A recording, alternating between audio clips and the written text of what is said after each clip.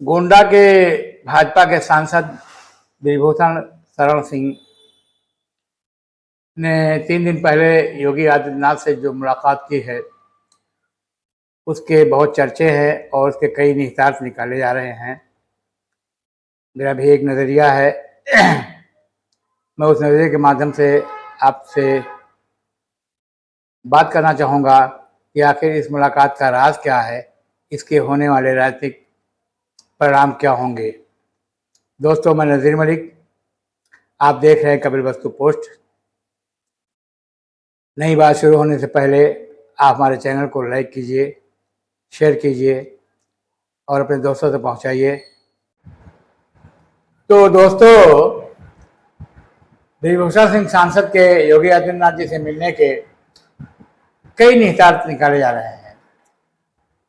सांसद जी और मुख्यमंत्री जी में पिछले 2.5 सालों से कोई मुलाकात नहीं हुई है। ब्रिजभूषण सिंह का बार बार कहना था कि बिना बुलावे के कहीं नहीं जाता है, और हुआ भी यही।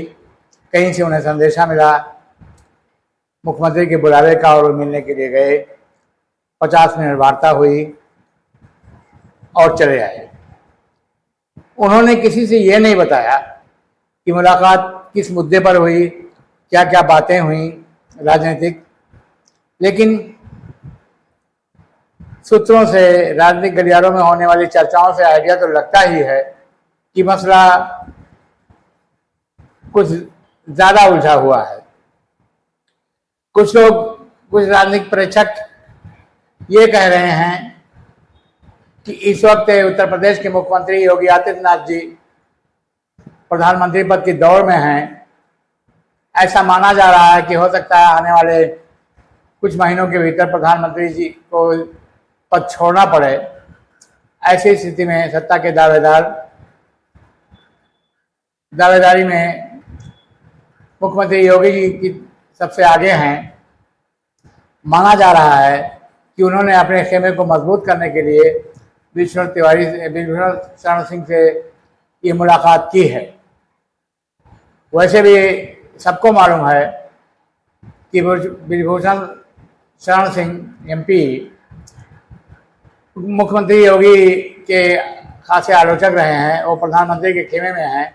ऐसे में लोग ये कह रहे हैं अगर वह योगी के साथ जाते हैं तो आने वाले दिनों में जब योगी को एक मजबूत समर्थक वर्ग की जरूरत पड़ेगी तो ब्रिजभूषण शरण सिंह उनके बहुत काम आएंगे।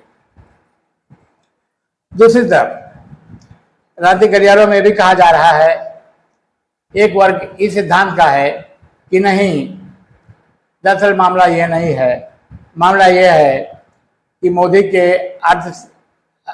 के कट्टर समर्थक के रूप में सांसद ब्रिजभूषण के होने से उनके बेटे के करियर पर असर पड़ रहा है। ऐसे लोगों का मानना है कि योगी से मुलाकात के बाद अब उनके बेटे को मंत्री बनाया जा सकता है।